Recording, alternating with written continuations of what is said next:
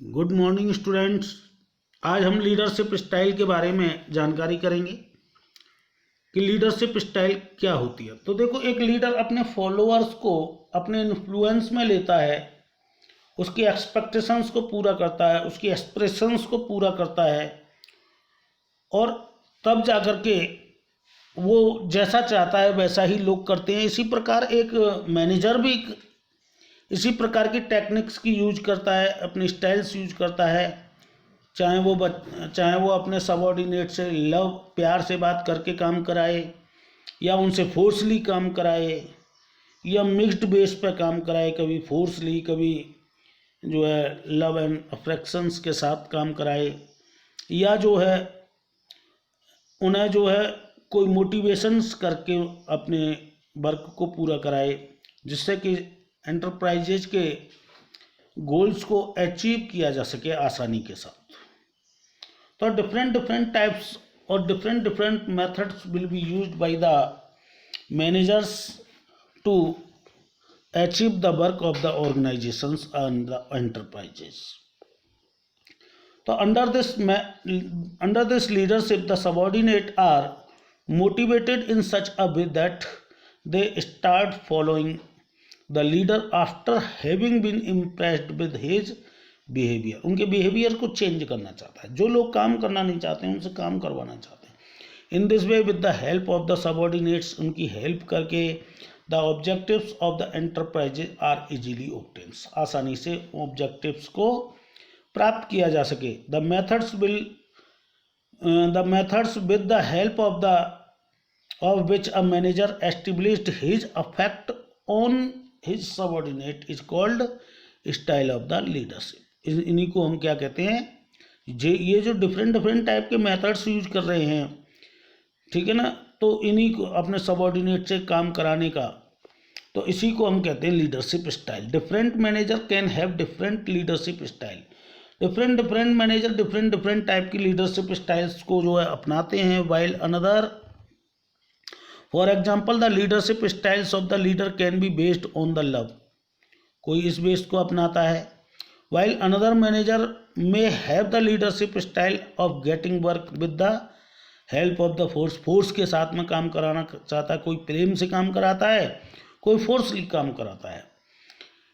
Still another manager tries to get the cooperations of the other with the help of the mixed style. इन दोनों कोई mixed base styles को use करते हैं। It must be made clear that the manager who get work done with love with the remain steadfast in all the situation। सारी सिचुएशनों में work पूरा कराते हैं कौन, लीडर और manager. Because he has to lead human groups and that groups include all the types of the individual। sometimes work may have to be got done under pressure, but the method of the mostly will be used called the leadership style। इन जो different type के methods जो use किए जाते हैं उन्हीं को हम क्या कहते हैं, लीडरशिप स्टाइल कहते हैं। The following are main types of the leadership style. निम्न टाइप की होती हैं लीडरशिप स्टाइल, जैसे ये 3 टाइप दे रखे हैं इसके। The leadership styles, first autocratic leadership style, second is the democratic leadership style, third is the laissez-faire leadership style या free rein leadership styles। ये लीडरशिप स्टाइल्स हैं कुछ। आइए इन लीडरशिप स्टाइल्स के बारे में जानते हैं। पहली लीडरशिप स्टाइल होती है बच्चों ऑटोक्रेटिक। ऑटोक्रेटिक का मतलब होता है, ये ऐसा मेथड होता है जो जिसमें एक नेता केंद्रित होता है, यानी सेंट्रलाइज लीडरशिप सेंट्रलाइज स्टाइल से होती है। इसके अंतर्गत जो मैनेजर होता है वो सारे अधिकार अपने हाथों में रखता है, किसी को नहीं देता अपनी अथॉरिटी।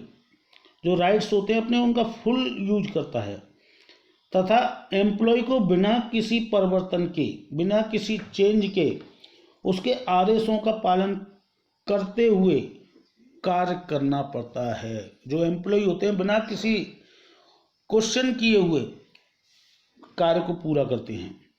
यदि कोई एम्प्लॉय कार्य में लापरवाही करता है तो उसे सजा दी जाती है, उसे जो है पनिश्ड किया जाता है।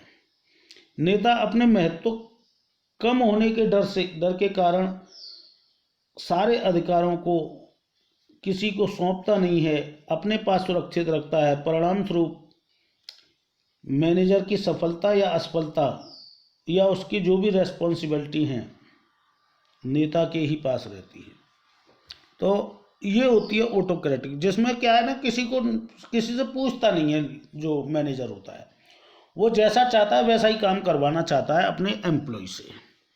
इसे कहते हैं ऑटोक्रेटिक। किसी की सलाह नहीं लेता, किसी से मशवरा नहीं लेता, कह देता है ये करना है, ऐसे करना है, इसी टाइप से करना है। नो इफ एंड बट, कोई इफ एंड बट नहीं करनी है उसको। तो this style is also known as a leadership centralise style. Centred style होती है, ये केंद्रित होती है, उसमें अपने पास ही सुरक्षित रखता है, वो जैसा चाहता है वैसा करवाता है। Under this style the leadership keeps all the authorities centred in his hand. अपने हाथ में रखता है वो सारी ऑथोरिटीज को, किसी को नहीं सौंपता। And the employ have to perform the work, और एम्प्लॉय वैसा ही वर्क करते हैं जैसा वो चाहता है। Exactly as per his order, जैसा उसने ऑर्डर दे दिया वैसा ही काम एम्प्लॉय को करना है। If any employ is careless, अगर कोई लापरवाही कर रहा है हिज वर्क, अपने वर्क की परफॉर्मेंस में, तो ही इज पनिश्ड, उसे पनिश्ड किया जाता है। The leader does not decentralise his authority, अपनी ऑथोरिटी को किसी को नहीं देता, डिसेंट्रलाइज नहीं करता, सेंट्रलाइज ही रखता है। For the fear of the losing his importance of the consequently, जिससे कि उसके महत्व कम ना हो जाए, ये उसका डर रहता है। The responsibility of the success on the failure of the management remains with the manager. इसकी कुछ कैरेक्टरिस्टिक्स भी होती हैं बच्चों। पहली कैरेक्टरिस्टिक्स होती है, जैसा कि मैंने बताया, सेंट्रलाइज्ड ऑथोरिटी। एक लीडर अपनी ऑथोरिटी को किसी को देता नहीं है, ठीक है ना। यानी इस मेथड में एक मैनेजर को जो अधिकार और दायित्व प्राप्त होते हैं वह उन्हें किसी के साथ शेयर नहीं करता है, बांटता नहीं है, किसी को देने के लिए तैयार नहीं होता। परिणाम स्वरूप सभी के अधिकार एक ही व्यक्ति के पास बंद कर रह जाते हैं। जितने भी अधिकार होंगे वो सारे उसी के ही पास होंगे। दूसरा इसका कैरेक्टरिस्टिक्स है सिंगल मैन डिसीजन, एक ही व्यक्ति डिसीजन लेगा। यानी इसमें डिसीजन लेने का राइट भी जिसके पास ऑथोरिटी है वो ही लेगा। यानी ये जो लीडरशिप स्टाइल है, प्रबंधक सारे निर्णय स्वयं लेता है। मैनेजर जो होता है वो सारे निर्णय स्वयं अपनी इच्छा से ही लेता है। वह यह मानकर चलता है कि उसे किसी अन्य व्यक्ति की आवश्यकता है ही नहीं है, किसी की भी आवश्यकता नहीं है। तीसरी इसकी जो है कैरेक्टरिस्टिक्स है वर्किंग बिलीफ रिगार्डिंग एम्प्लॉय। यानी मैनेजर इस धारणा का शिकार हो जाता है कि कर्मचारी प्यार से काम नहीं करते तो उनके लिए कठोर नियंत्रण की आवश्यकता होती है। ये मान के चलता है एक मैनेजर। इसी धारणा के वशीभूत होकर वह केंद्रीय नेतृत्व पद्धति का सहारा लेता है, सेंट्रलाइज्ड पद्धति का सहारा लेता है। Manager take the help of the centralised leadership style. चौथी जो इसकी कैरेक्टरिस्टिक्स होती है ओनली डाउनवर्ड कम्युनिकेशन, ऊपर से नीचे की ओर आती है। डाउनवर्ड जो कम्युनिकेशन होता है वो ऊपर से नीचे की ओर होता है। देखो ये हो रहा है, यहाँ पर कम्युनिकेशन जो भी होगा वो ऊपर से, लीडर जो होगा वो अपने एम्प्लॉय को ABCDE जो भी होंगे एम्प्लॉय उनको इस तरीके से देगा। तो आई होप दैट क्लियर हो गया होगा ये कि इस पद्धति में, इस मेथड में जो कर्मचारियों के विचार व सुझाव होते हैं वो सब महत्वहीन होते हैं, उनका कोई महत्व नहीं है, कोई मतलब ही नहीं है उनका। इसलिए केवल नीचे की ओर संदेश वाहन होता है। नीचे की ओर संदेश वाहन का अर्थ है कि प्रबंधक अधीनस्थों को अपनी बात भी कह सकते हैं। अब इसके बाद में इसके एडवांटेज हैं बच्चों, कुछ एडवांटेज भी देख लेते हैं। Quick and clear decision.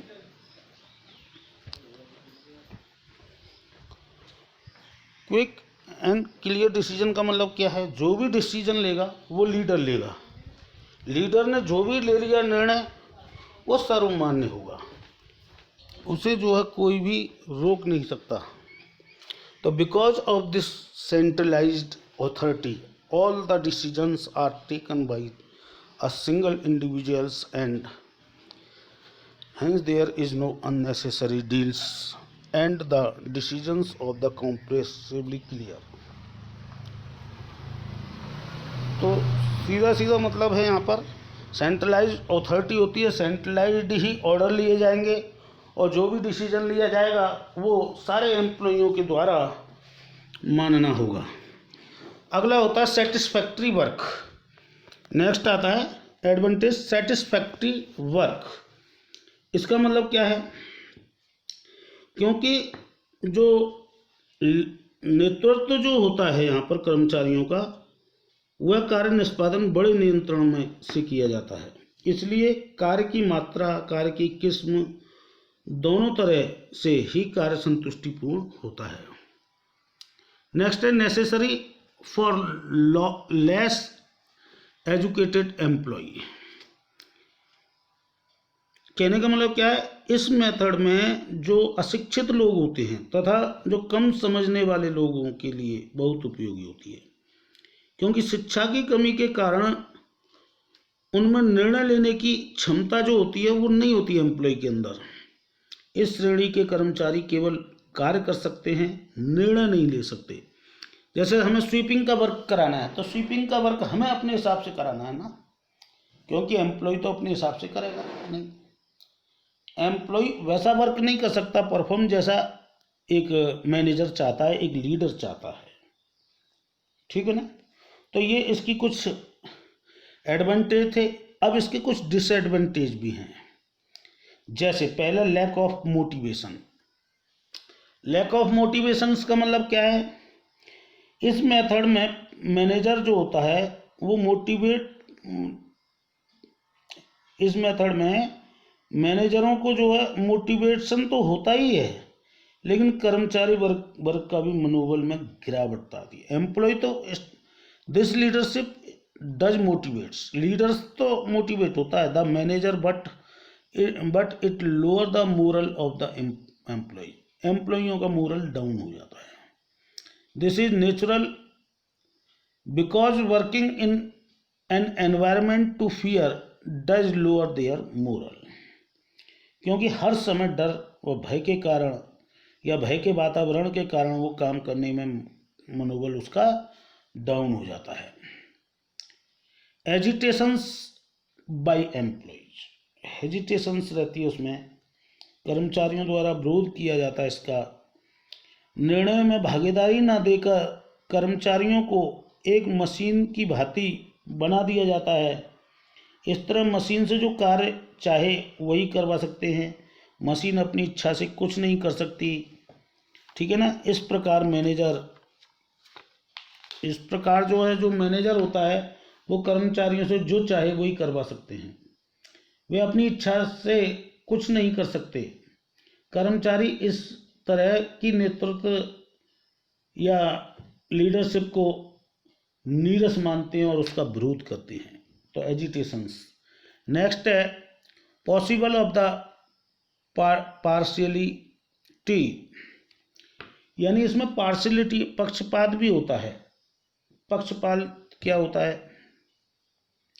सारे अधिकार एक ही व्यक्ति के पास होते हैं, केंद्रित होते हैं, सेंट्रलाइज्ड होते हैं, के कारण वह अपनी इच्छा से अपने कुछ चाहने वाले अथवा चापलूसों लोगों को कम मेहनत का कार्य सौंपकर उन्हें खुश करने की कोशिश करते हैं।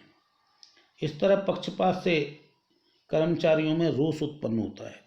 इवेल्युएशन, अब इसका इवेल्युएशन किया जाए तो देखो, on this basis of the above mention advantage, ये जो दोष हैं एंड डिसएडवांटेज जो हैं, can be ascertain that this style is not practical practically ठीक नहीं है ये। The chief of the leadership is to motivate the employ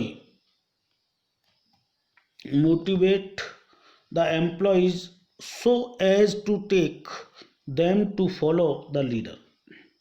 The aim is not fulfilled in this case. इसमें ऑर्गेनाइजेशंस का M पूरा नहीं हो सकता है। Hence this leadership style cannot be called more useful। इसलिए ये लीडरशिप स्टाइल अच्छी नहीं है बच्चों किसी भी कंडीशन में, ठीक है ना, क्योंकि इससे जो है काम पूरा नहीं होगा, ऑब्जेक्टिव्स पूरे नहीं होंगे एक ऑर्गेनाइजेशन के। दूसरी होती है बच्चों democratic leadership style. Democratic leadership style में क्या होता है, जैसे अभी आपने ऑटोक्रेटिक पढ़ी, ऑटोक्रेटिक लीडरशिप स्टाइल क्या कहती है कि सारे डिसीजन एक लीडर स्वयं ही लेगा, वो किसी को अपनी ऑथोरिटी, किसी को अपने पावर्स को डिसेंट्रलाइज नहीं करेगा, किसी को देगा नहीं, किसी के साथ शेयर नहीं करेगा, वो जो भी डिसीजन होगा स्वयं लेगा, किसी की राय नहीं लेगा, उसमें कोई हस्तक्षेप नहीं कर सकता, वो जैसा चाहेगा वैसा काम करवाएगा, ठीक है ना। तो सारे काम जबकि वही करेगा, इसका मतलब क्या हुआ, वो किसी से राय नहीं लेगा, अगर कोई राय देना चाहे भी तो मानेगा ही नहीं वो। लेकिन यहाँ बिल्कुल उसके डिफरेंट है, विपरीत स्थितियाँ हैं डेमोक्रेटिक लीडरशिप स्टाइल में। तो यहाँ पर क्या होगा, वो एक लीडर जो होगा वो सेंट्रलाइज नहीं होगा, वो डिसेंट्रलाइज होगा। यहाँ जो डिसीजन लेने की पावर होगी वो डिसेंट्रलाइज होगी, वो अपने सारे सबऑर्डिनेट को बैठाएगा, उनकी राय लेगा, उनसे पूछेगा कि ये काम कैसे कराना चाहिए, कैसे नहीं कराना चाहिए, तो सबकी राय लेकर के तब वो काम करेगा। This style is known as the democratic leadership style. तो this style is also known as group centered leadership style. Group centered होती है, ग्रुप में बैठा दिए जाते हैं लोग, उनसे राय ली जाती है, उनसे पूछा जाता है, उनसे सलाह मशुरा किया जाता है। लीडरशिप अपने आप कोई निर्णय नहीं लेता, कोई भी जो है मैनेजर कोई भी निर्णय स्वयं नहीं लेता, सबके सहयोग से, सबका साथ, सबका विकास, इस स्थिति को अपनाते हुए वो कार्य करता है। These days this leadership style is very much is the vogue. Under this style, decisions regarding different work are not taken by the manager alone, but they are taken in consultations with the employees. Employees consultation के आधार पर वो काम करता है। This leadership style is based on the decentralization. The manager respect the suggestions made by the subordinate and also makes efforts to fulfill the necessities. इसकी भी कुछ characteristics हैं, तो मैंने बताया ना डेमोक्रेटिक लीडरशिप स्टाइल क्या कहती है। इस मेथड में, ये मेथड जो होता है वो ग्रुप सेंटर्ड होता है। आजकल के समय लीडरशिप की इसी स्टाइल को सबसे ज़्यादा माना जाता है, इसलिए इसके अंतर्गत विभिन्न क्रियाएं, संबंधित निर्णय अकेले प्रबंधक के स्थान पर कर्मचारियों के विचार विमर्श द्वारा लिए जाते हैं। यह नेतृत्व की शैली विकेंद्रीकरण पर आधारित है। इसके अंतर्गत प्रबंधक अपने अधीनस्थों के सुझावों का आदर करने के साथ साथ उनकी आवश्यकताओं को पूरा करने का भी प्रयत्न करते हैं। इसकी भी कुछ कैरेक्टरिस्टिक्स हैं बच्चों। तो पहली है कोऑपरेटिव रिलेशनशिप, सहयोगपूर्ण संबंध। इस मेथड में मुख्य विशेषता यही है कि प्रबंधकों तथा कर्मचारियों के मध्य सहयोग की भावना, सहयोगपूर्ण संबंधों का पाया जाना है। निर्णयों में कर्मचारियों की भागीदारी से उनका स्वाभिमान भी बढ़ता है। परिणाम स्वरूप कर्मचारी हर तरह का सहयोग करने के लिए तत्पर रहते हैं। दूसरा है बच्चों बिलीफ इन एम्प्लॉयज पर विश्वास, आस्था, कर्मचारियों में आस्था रहती है। प्रबंधक यह मानकर चलते हैं, मैनेजर ये मान करके चलते हैं कि कर्मचारी स्वभाव से काम करना चाहते हैं, वे अपने काम रुचि से करते हैं, फुल इंटरेस्ट से करते हैं, अपनी जिम्मेदारी समझते हैं, जो काम उन्हें सौंपा गया है उसे अच्छे से अच्छे तरीके से बेस्ट से बेस्ट मेथड से पूरा करने का प्रयत्न करते हैं। प्रबंधक का इस तरह से विश्वास का कर्मचारियों के मनोबल में क्या होता है, वृद्धि होती है, उनकी जो है फेथ जो होता है उनका बढ़ता है, इंक्रीज होता है। नेक्स्ट है ओपन कम्युनिकेशन। ओपन कम्युनिकेशन का मतलब क्या है कि जो भी कम्युनिकेशन होता है वहाँ सेंट्रलाइज ना होकर के डिसेंट्रलाइज होता है, सबकी बातें सुनी जाती हैं, सबकी बातें मानी जाती हैं, ये होता है इसमें। नेक्स्ट इसके कुछ प्रॉफिट्स भी हैं, बेनिफिट्स भी हैं, एडवांटेज भी हैं। वो क्या है? सबसे पहला हाई मोरल। इसमें क्या है, एम्प्लॉय की भागीदारी होने से एम्प्लॉय का जो मनोबल है, मोरल है, वो बढ़ता है, इंक्रीज होता है, बढ़ता है। नेक्स्ट है creation of more efficiency and productivity. इससे क्या है, कर्मचारी की एम्प्लॉय की एफिशिएंसी बढ़ती है, जिससे कारण प्रोडक्टिविटी भी बढ़ती है, प्रोडक्शन भी ज़्यादा से ज़्यादा होता है। Availability of the sufficient time in construction work, that means यहाँ पर कंस्ट्रक्टिव वर्क होता है। Under this leadership style the workload of the managers gets decrease. Workload नहीं होता वहाँ पर, वर्कलोड ज़्यादा रहता है, एम्प्लॉय प्रेशर में रहता है कि अरे ये काम गलत हो गया तो लीडर ऐसा कहेगा, मैनेजर ऐसा कहेगा। यहाँ ऐसा कुछ नहीं है। By using their spare times constructively they make the development and expansions of the enterprise possible. यहाँ पर डेवलपमेंट होने के चांस ज़्यादा रहते हैं बच्चों। नेक्स्ट इसके बाद में देखिए कुछ इसके डिसएडवांटेज भी हैं बच्चों, तो आइए डिसएडवांटेज भी देख लेते हैं। पहला डिसएडवांटेज में है इसका रिक्वायरमेंट ऑफ एजुकेशनल सबऑर्डिनेट्स, यानी कि यहाँ पर रिक्वायरमेंट होती है कि एम्प्लॉय एजुकेटेड हो। The chief characteristics of this leadership style is that the subordinate are made partners in taking decision. जब डिसीजन लेने का पार्ट में जो है भागीदारी रहती है उनकी, so much so that some little affairs are left to them, such a cooperation can be expected only from the educated employ. ये पद्धति वहीं पर एप्लीकेबल होती है रेम्युनरेटिव, जहां एम्प्लॉय कैसे होते हैं, एजुकेटेड होते हैं। Delay in decision, it is clear that while taking decisions the subordinate are always consultant, this makes it the long process. ये एक लॉन्ग प्रोसेस है, यहाँ पर डिसीजन लेने में देरी हो सकती है बच्चों।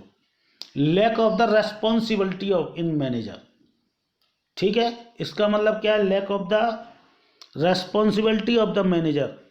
यहाँ जो मैनेजर के उत्तरदायित्व में कमी आती है, वहाँ क्या है, सारी लायबिलिटी रेस्पॉन्सिबिलिटी एक मैनेजर के ऊपर होती है, यहाँ पर सभी के ऊपर होती है, ठीक है, क्योंकि यहाँ पर सभी के सहयोग से सभी की जो है डिसीजंस मान्य होते हैं। Sometimes the manager try to evades responsibility be observing that the decisions were taken by the subordinates because they were make partners in the taking some important decision, thus they must be responsible। सभी responsible होंगे। evaluation देखिए इसका, after having studied the merits and demerits, इसकी merit और demerit हमने जानी of the democratic leadership style, it can be said that only this style is really to practical leadership style if all the employees are full acquainted with this style after giving them training, this can be made more suitable। तो ये पद्धति सबसे ज़्यादा applicable होती है। तो ये बच्चों हमने लीडरशिप की दो स्टाइल पढ़ ली, कौन कौन सी, ऑटोक्रेटिक, डेमोक्रेटिक। तो दोनों लीडरशिप स्टाइल हमने जान ली बच्चों। इसके बाद में तीसरी लीडरशिप स्टाइल होती है लेजेज फेयर और फ्री रेन लीडरशिप स्टाइल।